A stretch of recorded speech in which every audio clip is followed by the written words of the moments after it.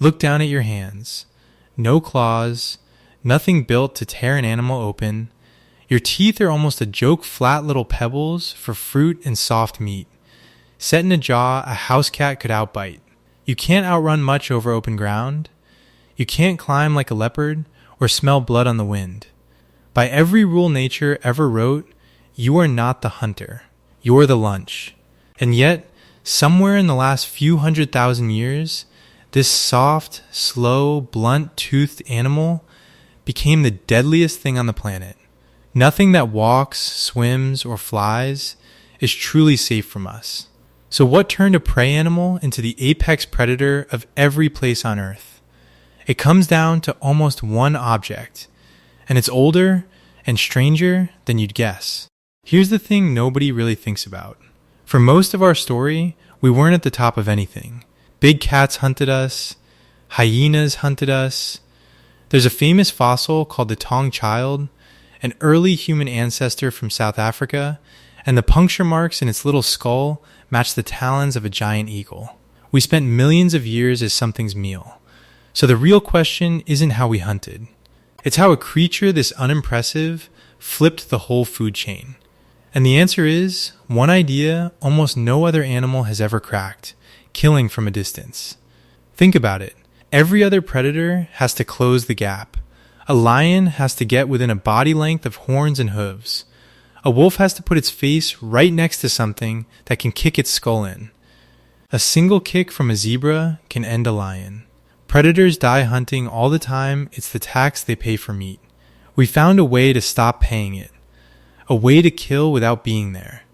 And the moment we did, nature's rules stopped applying to us. We could hunt the huge, the strong, the horned, and walk home without a scratch. You'd assume the first real weapons were crude: a sharpened stick, a rock.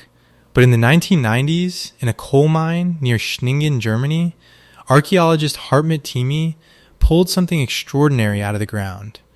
Spears, wooden throwing spears, preserved in waterlogged mud for around 300,000 years. That is older than our species. They were made by an earlier kind of human, before Homo sapiens existed at all. And they were not crude. They were engineered. Carved from spruce, shaped thickest near the front like a modern javelin, balanced to fly straight and bite deep. Beside them lay the butchered bones of around 10 horses. Let that sink in. 300,000 years ago, a human who wasn't even us stood in a cold marsh, throwing precision-weighted spears into animals many times their weight. This wasn't a lucky jab with a pointed branch. This was planning and craft, an ambush built by minds we'd probably underestimate. But a thrown spear has a limit. Your arm. A strong person can throw a spear maybe 10 or 15 meters with real force. To kill a bison with that, you have to walk up almost within goring range and hope. Still a coin flip with your life. So somebody had an idea that sounds absurd until you watch it work. What if you made your arm longer? That's the spear thrower. The atlatl. A stick about 2 feet long with a hook at the end that cradles the base of a light dart. You snap your arm, and the lever hurls that dart with the force of an arm twice its real length. The numbers are brutal. A hand-thrown spear tops out around 30 miles an hour. An atlatl dart can leave your hand at over 100 and punch through hide and bone from a range where the animal never knew you were there. And it's the great equalizer. You don't need a lion's muscle to use one. An older hunter, a teenager, someone half the size of the target suddenly, all of them are lethal. Being small stopped being a death sentence. And here's my favorite part. The word we still use, atlatl, isn't ancient European. It's Nahuatl. Aztec, when Spanish conquistadors arrived in steel armor, Aztec warriors were still firing spear throwers, and the darts could punch clean through the steel. The 20,000-year-old weapon, still beating the best armor on Earth. Honestly, respect, and then the distance got longer again. Because we didn't stop at the atlatl. Somewhere along the way, humans learned to store energy in a bent piece of wood and let it all go at once. The bow. a machine for saving up your muscle and spending it in a single instant, faster than any arm could ever move. For years, everyone assumed the bow was a recent trick. Then, in Sibudu Cave in South Africa, researchers found small stone points with a very specific kind of damage, the microfractures you only get from high-speed impact, plus traces of glue and blood. Their age? Around 64,000 years. Tens of thousands of years before the bow shows up in Europe. So picture the trend line. Thrusting spear, arm's length. Throwing spear, 15 meters. Atlatl, 50. Bow, further still, quieter, and you can carry 20 shots on your back. Every step, the human drifts further from the danger and closer to unstoppable. And you can see exactly what that did. In the ground. Wherever humans arrived with these weapons, the giants vanished. In Australia, within a few thousand years of people landing around 5,000 years ago, almost every animal over 100 pounds was gone: giant kangaroos, a marsupial lion, a lizard the size of a car. In the Americas, right around 13,000 years ago, the mammoths, the giant ground sloths, the saber-toothed cats gone in a geological blink. Scientists still argue over how much was climate and how much was us. But the pattern is hard to unsee. A new predator arrives, one that kills from a distance and fears nothing, and the largest animals that ever shared our world stop existing. We didn't climb to the top of the food chain. We cleared it, and there's a darker echo. The same technology we aimed at mammoths, we eventually aimed at each other.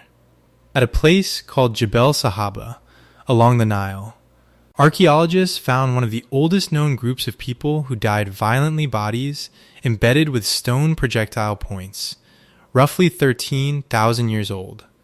The weapon that made us safe from everything else made us the most dangerous thing to ourselves. But here's the part that might surprise you.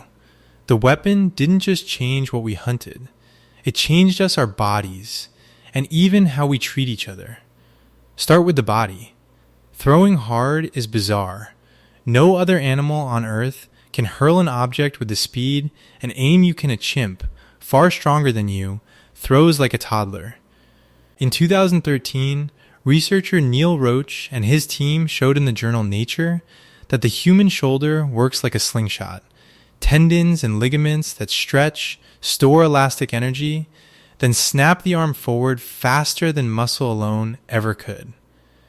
And that anatomy shows up around 2 million years ago in Homo erectus. Sit with that. Our shoulders were rebuilt for one job: throwing things at prey. Physically, we are a species designed around a weapon. Now, it gets genuinely strange.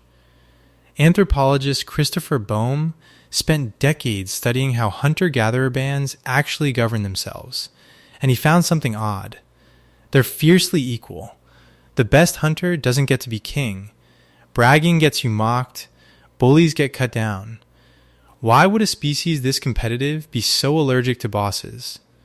His answer is the weapon.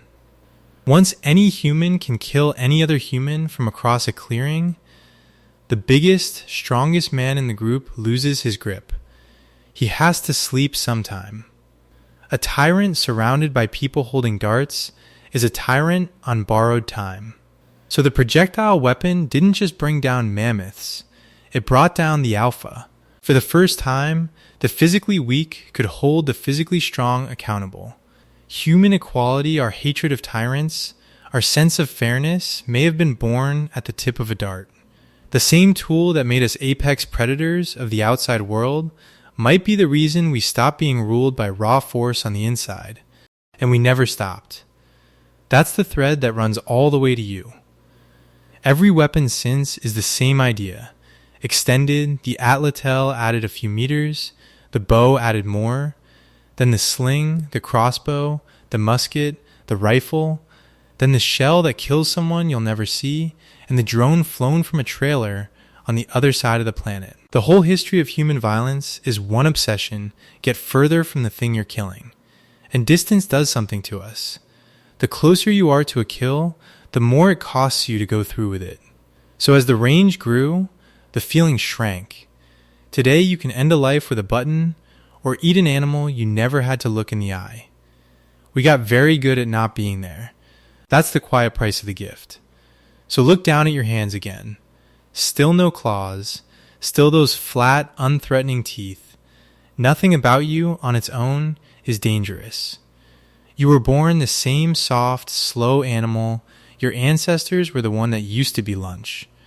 But behind you stretches an unbroken line of people who picked up a stick, then a stone, and made the distance do the killing. You are the latest version of something very old, a fragile creature that conquered a planet it had no business ruling, just by learning to reach out and touch death from far away. The claws were never in your hands. They were in your reach,